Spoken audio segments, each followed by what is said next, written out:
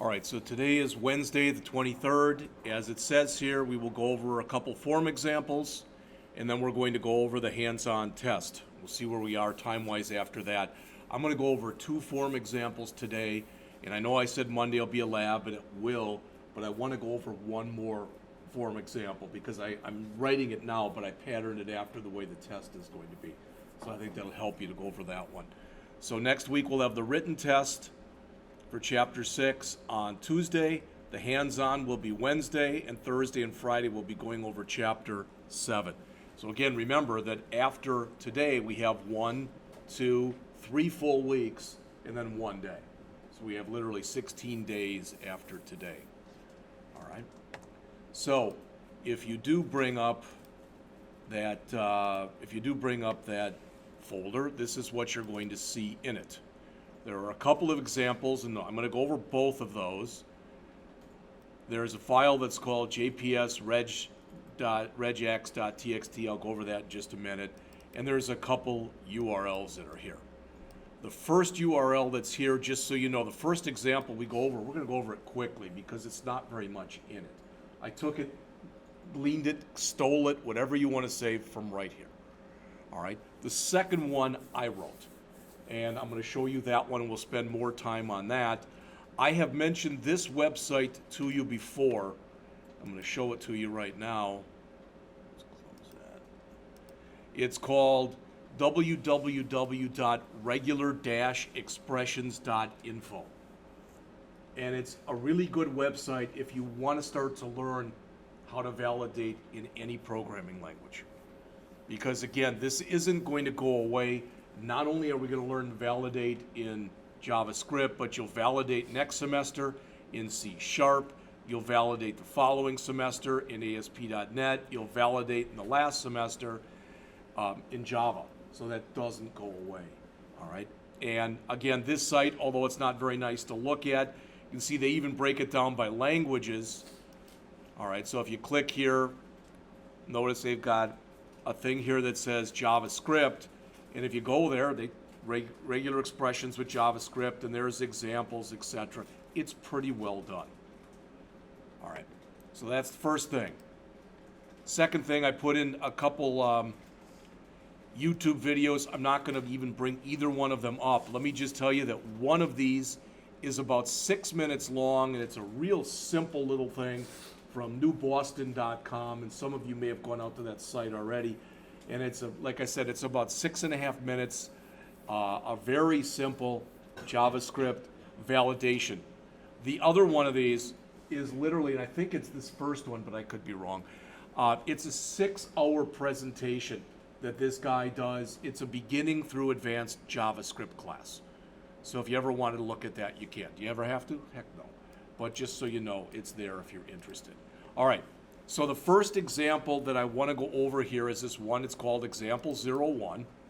I'm going to bring both of these files up. And again, this, as I mentioned before, this is a very simplistic example. All right? If I run it, notice what it looks like on the screen here. Okay? And if I click Submit, please provide your name. That's pretty obvious what's going on there. So I'm going to fill in my name. All right, click it again. Please provide your email. Okay, all this particular example is doing, the only thing that this example is doing is it's making sure that there's something in each one of these fields. All right, please provide a zip code in this format. So you'll notice if I don't put in 5 numbers,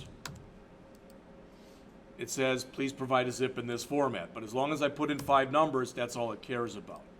And then finally, please provide your country. Because notice, it just says choose yours. And as soon as I choose USA, boom, everything is fine. All right?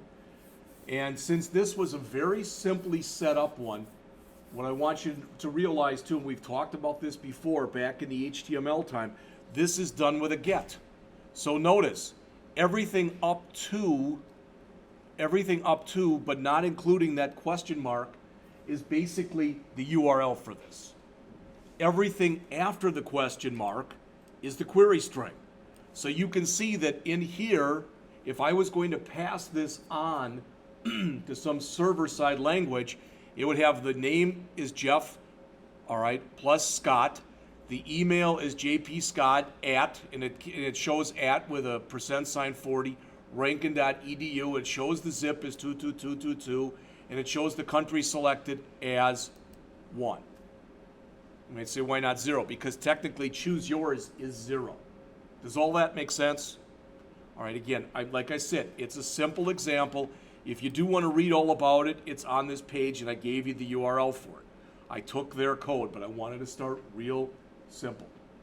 All right, so let's take a look at this isn't that important right here. I think everybody could write this up pretty and create the form, etc., pretty simply.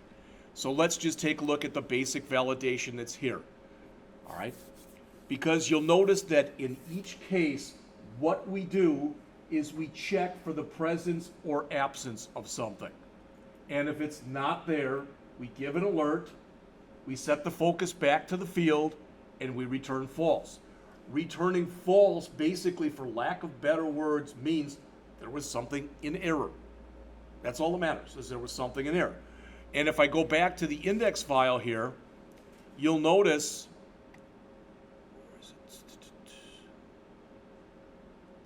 we're saying on submit, return validate. That return validate is going to either return false because one of these things was an error, or if it gets down to the bottom and it finds they're all okay, it's going to return true. All right? So again, all we're checking on in here is, notice document.myform.name.value. So you should be able to peruse your way through this right now, the document object, and if we look through here, my form, all right? So there's document and there's my form, name, all right? Name, email, etc. Again, I use their naming constructs. So name, email, zip, all right, country. Okay, so you should be able to now look through that, and ideally at least, anything that's in there makes sense to you. Again, I was always taught that you don't take your names and start them with capital letters. They did. It's not really a big thing. But in each one of these, we check the value. If that value is blank, all right, if that value is blank, okay, then we just give an alert and we tell you to go on. But notice there's a problem, so to speak, or at least I think there is with this. I'm going to go back to this. I'm going to go to each one of these, space, space, space. I will choose the country, USA. All right, and it says, please provide, okay, so there was a thing in there for the zip code. 3333, well, whatever. But you'll notice, please provide a zip code in that format. What's that? Ah, I did, you're right, thank you. 1, 2, 3, 4, 5. So the point is, that worked. All right? So how do you get around that? Well, one way of getting around that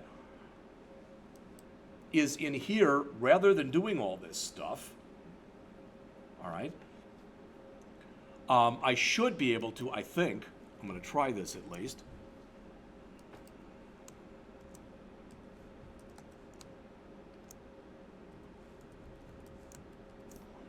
All right, I'm going to see whether or not that gives me an error. So let's run this again.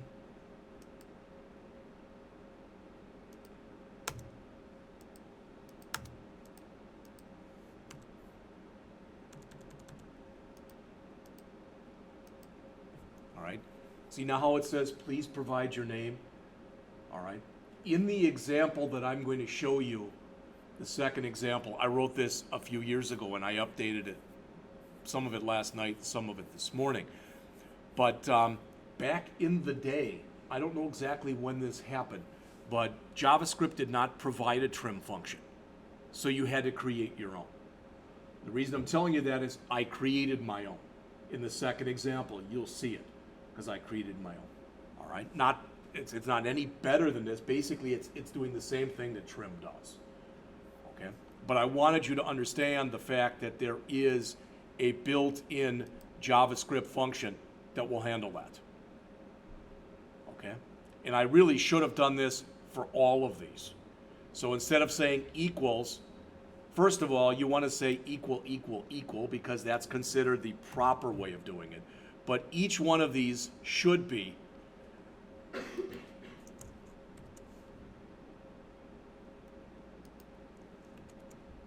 dot trim equal, equal, equal. I'm not going to do the rest, but you get the idea.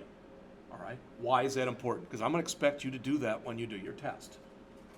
All right, I will check to make sure that you do not allow blank spaces to be input if it's a required field.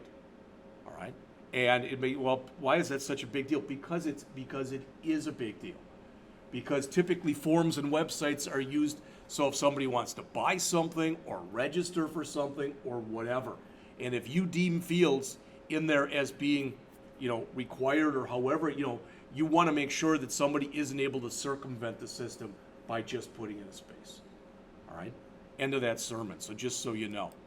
Now, for the next example, just so you see this, you've got this file too. And don't worry about bringing this file up or anything. What I've shown you in here, what I've started to show you in here, is some of the ways that you actually end up doing regular expression handling or validation using regular expression handling. All right. What you'll notice if you look in here is most every one of these, the examples, so here, etc. Most of them, you put the stuff in between forward slashes. Most of them you've got this, and then you've got a caret, and you've got a $sign on the end.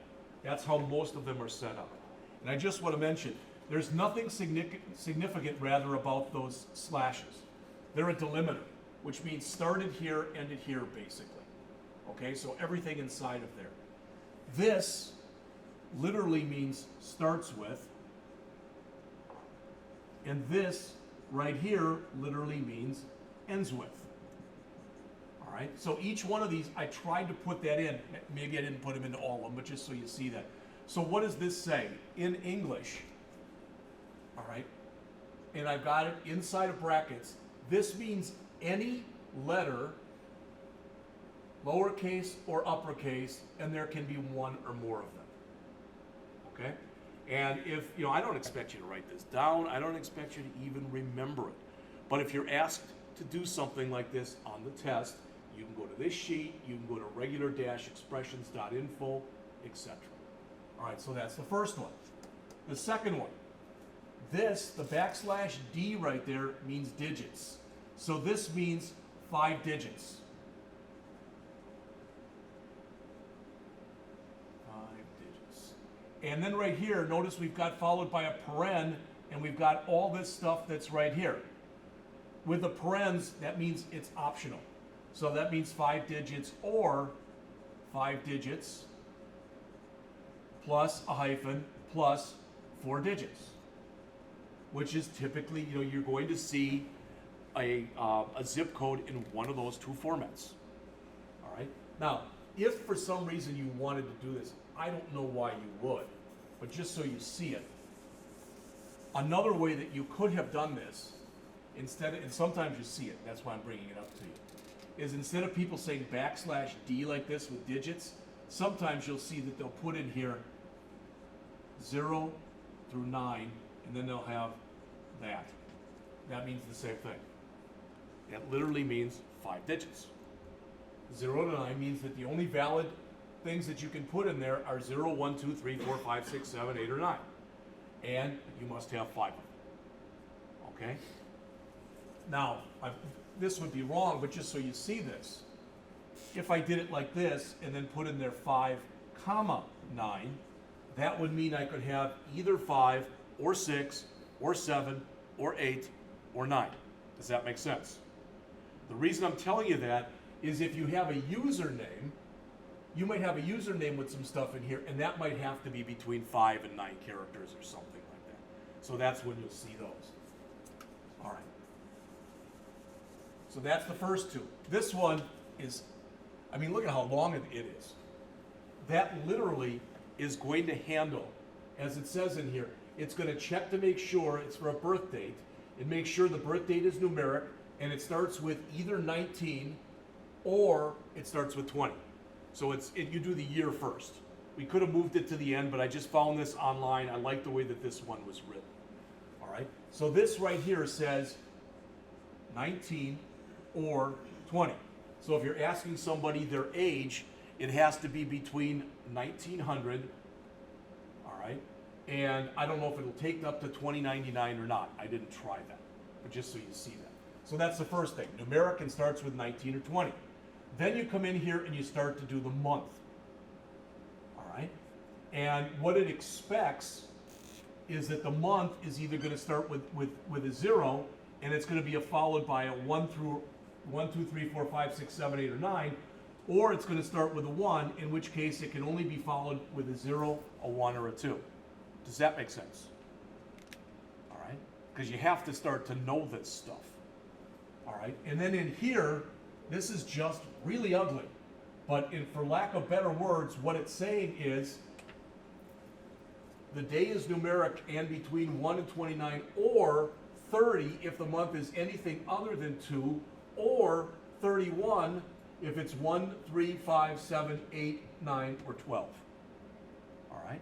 Now, the only thing this doesn't do, this particular example, is it doesn't do leap years.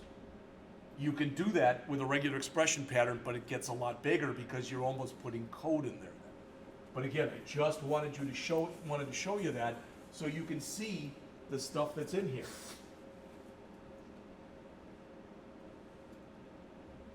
All right. This is a phone number.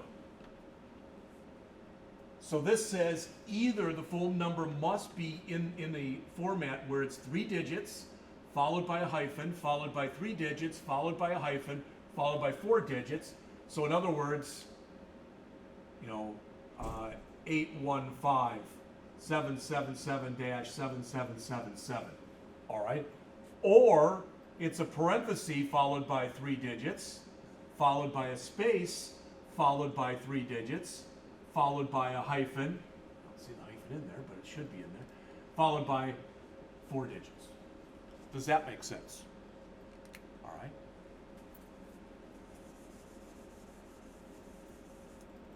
The email, the actual recommendation today for email is that you don't use a pattern like this, because if you know that the person has got, if you're just supposing that anybody who uses your system is going to have HTML, is going to have a fairly recent browser, you should just say type equal email, like we've learned how to do in HTML5, because that's actually better, and it does something similar to this anyway.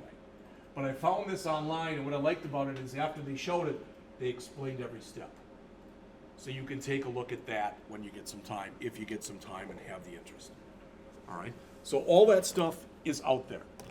Now, years ago, what I did was I found this thing. I'm going to show you this first.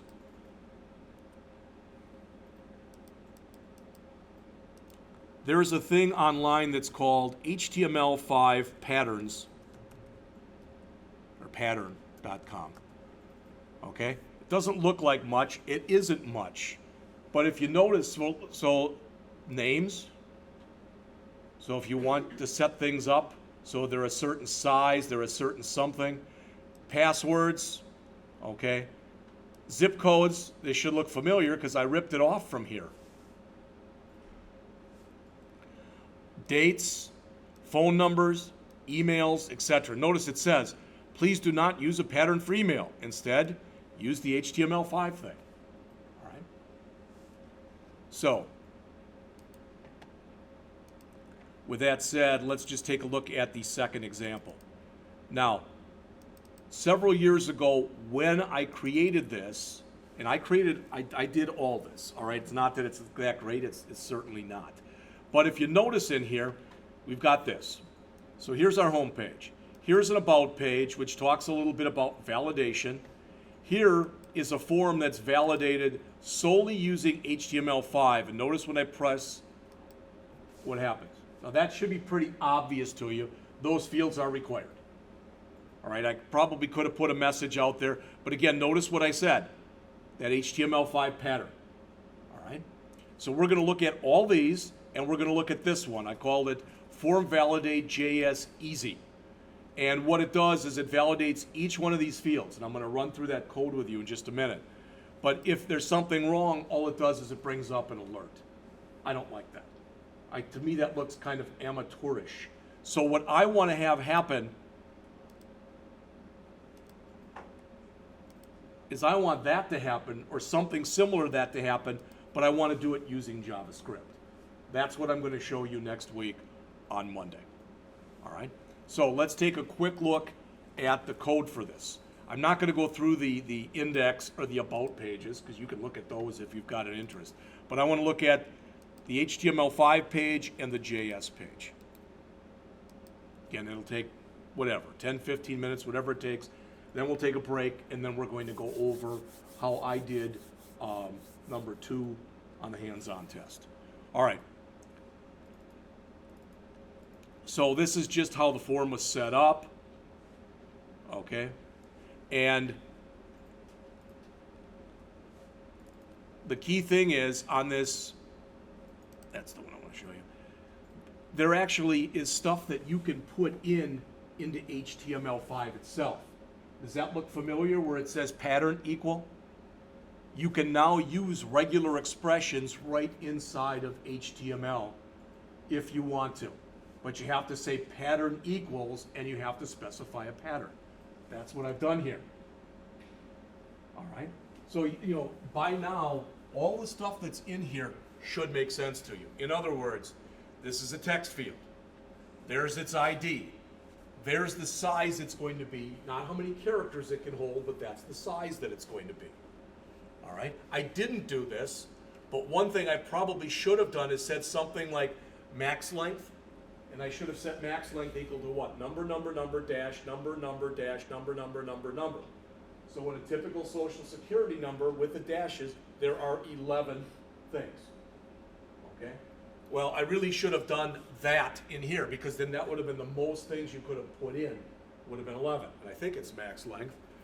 So if I come in here, right now, if I run this, and this isn't terrible or anything, I've got the placeholder in there, but 1, 2, 3, 4, 5, 6, 7, 8, 9, 10, 11, 12, 13. You see that I can keep going. All right? It's going to come back and it's going to give me an error message when I do that, but I can do that if I do decide to. On the other hand, if I come back here,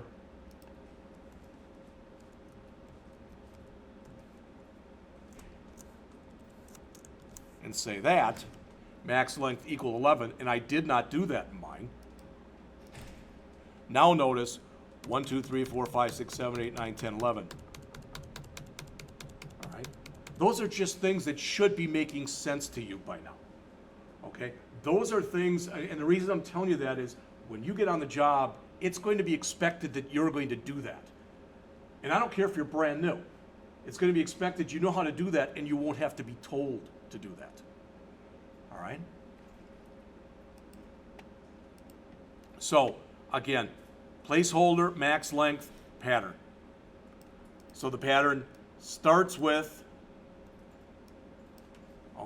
3 digits, followed by a hyphen, 2 digits, followed by a hyphen, 4 digits. Okay? When you're setting up a pattern in here, you don't have to put those forward slashes on each side like I showed you before. All right, so that's the first one. First name, all I said was required. Same thing with last name. Again, if we wanted to, we could have come back and done something like this. Whoops, where we could have said the first name was alphabetic only, for example.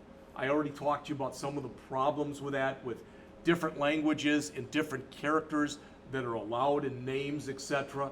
It's not implausible that somebody could have a first name that was hyphenated or literally was 2 words, but it's considered their first name type of an idea. Oops.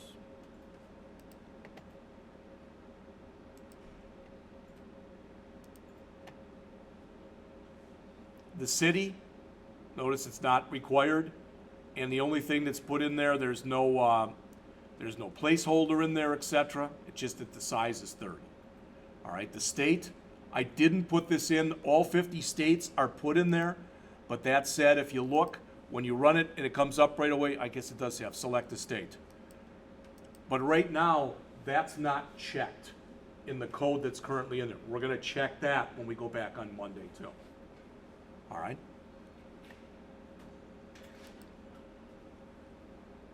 The zip code, similar type of thing. You'll notice that this is in parentheses, which means that you can basically do either of these, as we talked about before. All right? So you can have either 5 digits or 5 digits followed by a hyphen, followed by 4 digits. That's what that says. All right? This, it's a little bit different, but I want you to at least see this. Right there, that pattern. That pattern is for a username. And it says that that username can contain lowercase characters or uppercase characters. I'm trying to think of why that would be in there twice, but it is. All right.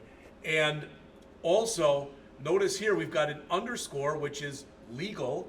All right. We've got 0 through 9. I don't know why, like I said, I don't think that would even be needed. Should really look like that. So this says I can have either letters lowercase, letters uppercase, digits, a hyphen, all right? The period, you never want to put just the period in there because the period's a wildcard character in regular expressions, which means anything and everything and nothing. But if I want to say that I can put a period in there, I have to put a backslash first. It's like an escape character that we've talked about before with backslash n and backslash t. So this says letters, numbers, hyphens, periods, and it must be between 6 and 8 characters. Does that make sense? All right. Because I'm giving you the test right now. This is all stuff that you're going to be expected to do on the test. All right? All right. Email again. This is considered the right way to do email. All right? And that is you literally put in email for the type. All right, that's pretty much supported by every modern browser. And when I say modern browser, probably browsers within the last 2 to 5 years. They should all be supported. All right. Age, made it a number field. All right. And again, you're going to make something a number field, you really should do like I did here. Give it a minimum value and give it a maximum value. All right. By putting number in there, if I put in something non-numeric or I leave it blank, it'll flag it as an error. Okay? And remember that the kind of bad thing about this is if I run this again, okay, and I do come down here and put it in age, you'll notice that right away if I put in, for example, 0, okay, if I use the spinner here, which is what that's referred to, and I go 119, 120, 21, 22, 23, 24, 25, that's all it'll take. But I can still manually go in there and do this. It's going to give it an error when it gets to that point because if it was just number, it would accept it. But again, what we could do, and this would take some work, am I going to do this? It depends on how much time I have this weekend to do it. All right. But we could check the change event of that thing, and every time we put in a digit, we could say, okay, we could check the digit you put in. And for instance, if the first digit was a 9, how many more digits could you put in? One more, right? None or 1. You're either 9 years old or you're between 90 and 99. All right? But what we could do is if the first digit that you put in was not a 1, if it was not a 1, we could allow, for example, just a maximum of 2 digits. That would be one way of trying to fix that. And if it was a 1, then you'd have to make sure that the second digit that you put in there was either a 0 or a 1 or a 2. And if it was a 2, that the third digit had to be between 1 and 5. That makes sense? Those are all things that you have to understand and you have to be able to program. All right.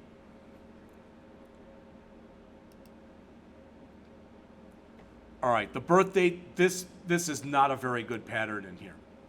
This just says you're either going to have 1 or 2 numbers followed by 1 or 2 numbers followed by 4. But this would allow you to put 99/99/9999 in because it would fit everything that's in the pattern. All right. So that's it for that one. Any questions on that? Hopefully that made sense. So let's take a look at the last one. So this last one here with the JavaScript, it looks just like this. In fact, this one right here and this one literally look identical to one another. But I haven't written this one yet. I started to, but I had some errors with it, and that's why we're not going any farther with that today. All right, but if I look in here and I do a file open, and I go up one here to JS, this is the file I want to show you. All right. This file might end up helping you when you take your test next week, your hands-on test. Because what I'm doing here, right there, is I'm saying I've got a form that's got 1, 2, 3, 4, 5, 6, 7, 8, 9, 10, 11 fields in it. And what I want to do is I want to be able to grab the value in each one of those text boxes or whatever it is and put it into a local variable. That should make sense to you. All right. I've set up constants. Notice min username length 6, max username length 8. And you say, well, we already handled that. No, I'm not going to set the type to number now. I'm just going to set it to a text box. And I'm going to check to make sure it falls within that range. Same thing with age. So I'm checking it based off of code. I'm not checking it based off of things I can set using HTML5. All right? So a natural question would be, okay, fine, I get that. So which way should we do it? Should we do the HTML5 way? Should we do the, you ask, but there's a chance they'll want you to do both. Because again, that will handle people who have older browsers. It'll be handled with a JavaScript. All right. So when we come down here,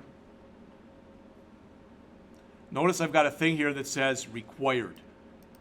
What the heck is required? Well, if I work on my way all the way down here, after all these alerts, here's the required. So I say trim the field to make sure there's no blanks in it. After you've trimmed it, if it's equal to double, it could be either single quote, or double quote, double quote. That means it's false. It's a required field and it's empty. Does that make sense? So that's what we're checking for here. And again, as I told you, this is pretty much what ends up happening when you do the trim. In English, what this says in English is if you find, okay, anything that's in here that's blank, replace it with nothing. So get this, in English, this is saying get rid of all blanks. I don't need this one here anymore because there's the trim function that I showed you before. So when I go and rewrite this, I'm going to take that out and just use the built-in trim function. There's an advantage to using the functions that already exist. Somebody else wrote them, which means that a boatload of people have tested them. Which means that since they've tested them, you still do test, but it's probably going to work better than anything you can write. It'll be harder to break because it's been around a lot longer. All right? So when you look in here, the first thing that I've done is for each one of these fields, okay, did we leave social security number blank? If we did not, we show what it is. That's all I did was I put an alert. Then we do the same thing with first name. And if it's not blank, all right, we put in an alert. Then we do the same thing with the last name. And if it's not blank, we put in an alert. Then the address. So these are all just checking all these fields to see whether or not they're blank. That's all that we're doing right here. So there's 11 of these checks because we have 11 fields. So if any of these return false, okay, it's going to basically print out that, again, indeed, that was false. If, on the other hand, I put something in every one of those fields, it should print out age validation test passed. Does that make sense? So in other words, when I come back over here and I run this, oops.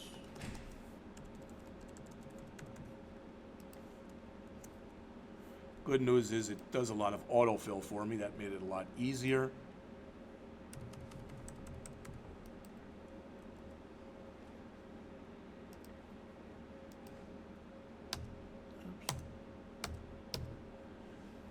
and I do this, and I do this, and we'll just put in today's date. Hopefully everything I put in there was valid. All right. So it says there's the social security number, meaning it worked and it was valid. There's the first name, there's the last name, there's the address, city, state, zip, or whatever, and email, age, phone number, birth date entered. All checks passed. Does that make sense? Because the big problem on your test next week is you writing something like this and basically making sure all of it works. But rather than you doing it like this, I'm going to have you do it the way that I'm going to show you on Monday, where if stuff doesn't work, we're going to write messages off to the side here. All right? And you won't have to do that using HTML5 because we've already looked at that. All right.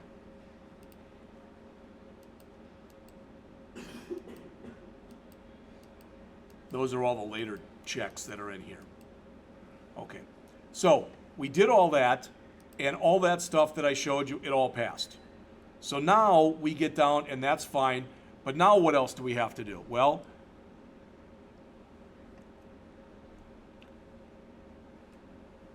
so these were all the required checks we're up to right here, the first 90 or so lines in the program.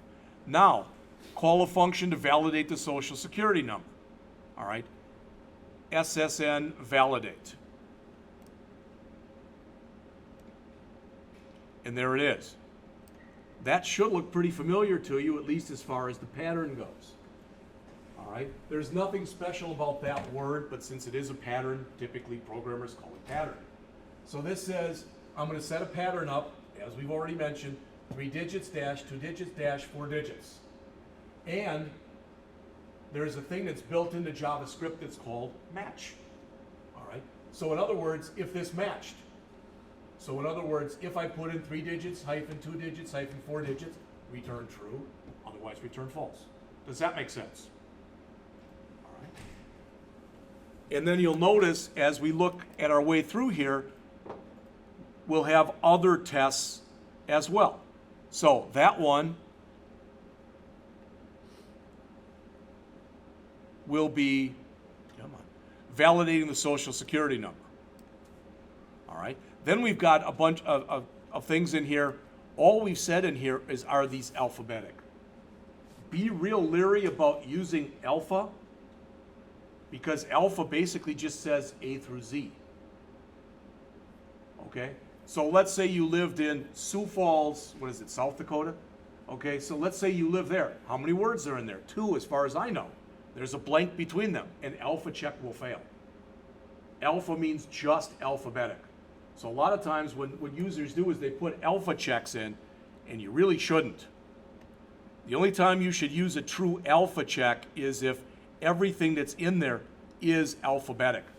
And that's what we're saying is the only thing that's allowed in here is uppercase and lowercase. Okay, you say, well, that's fine. What if I want to allow a space? Can I just put a space there too? Remember, if you put a space there, that means now it's okay for them to just put a space in there. All right. Now that should be caught up above where we did that, where we did the trim. That should be caught. All right. But just be very leery of doing that. So this is a thing I wrote that just said that's the pattern. These patterns can be as simple or as complex as you need them or want them to be. All right. I'll always remember this, and this will make more sense to you, I guess, more than a year from now when we talk more about databases. But one of my students, after he graduated, he got a job with the Wisconsin Department of Natural Resources. And he was writing queries. And the queries that I wrote and showed the class, typically, the biggest query would have maybe been 10 lines long. All right, it was pretty, fairly complex, but 10 lines long. And I asked him, I said, what's the biggest query you ever wrote? He said it was 16 pages. He was going through over 1 billion records to try to find 2 or 3 records. So as you can guess, the more things you're going to look for, and the more discrete your criteria is, the harder it's going to be for you to do this stuff. But you could write a pattern that would go through every single person in the United States and just pick out somebody who matched certain criteria. The easiest way to do that would be to check for one individual's social security number, wouldn't it? All right, that would be the easiest way because at least they're all supposed to be unique. So if mine was 111-22-3333, that would be the easiest way to just check for my record. All right. All right, then you'll notice we've got other ones that are similar. There's the zip code. Okay, now, a question that I've been asked before when I've given this is people will come in and say, couldn't you just write a validate routine that would handle both of those and then basically set the pattern up? Yeah, but you're checking two different things.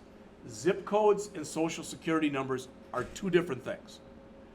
If you wanted to write one routine like we did to handle first name, last name, and city, it's because they all have the same criteria. But what you check for a zip code, for example, is not the same thing that you check for a social security number. Zip codes have two formats. Social security numbers have one. Okay? We also could have come in and we could have written, back when we looked at that social security number, we could have written it where it would have accepted 9 digits and no dashes. But I don't know if most of you, if you will write your social security number and ever write it without putting the dashes in. It's like phone numbers look goofy without the dashes or without the hyphens, etc. But some people do it that way. All right. All right, then we get to the username. Again, if the length is greater than or equal to this and less than or equal to this, in English, if it's between 6 and 8. Remember, if you're checking to see if something is within a range, you use and. If you want to check if it's outside of a range, you use or. So we could have written this, we could have said, if UN, which just means username, if UN.length is less than the minimum or UN.length is greater than the maximum, we could have returned false there. So that's another way this could have been written. All right, there's not that one is better than the other. Here's the one for the email. It's the same pattern I showed you before. Here's the one for the age. Again, if it's greater than or equal to 1 and less than or equal to 125, return true. Otherwise, return false. Again, we could have inverted it and written it the other way too. Instead of using ands, we could have used ors and then returned false. Phone number I already showed you. All right. This birth date is, again, way too simple. It just says, I want 2 numbers followed by a dash, followed by 2 numbers, followed by a dash, followed by 4 numbers. That's not well written. So what I'm going to do between now, hopefully, between now and Monday, if I don't get it done, then we'll do it Tuesday or something. I don't know. But as I want to go back and I want to incorporate all of this stuff into there.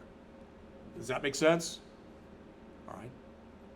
So let's take a break. It's 8:54. Let's come back at 5 after 9, and then we're going to go over how I did part 2 of the test. Then I'm going to give you the test back.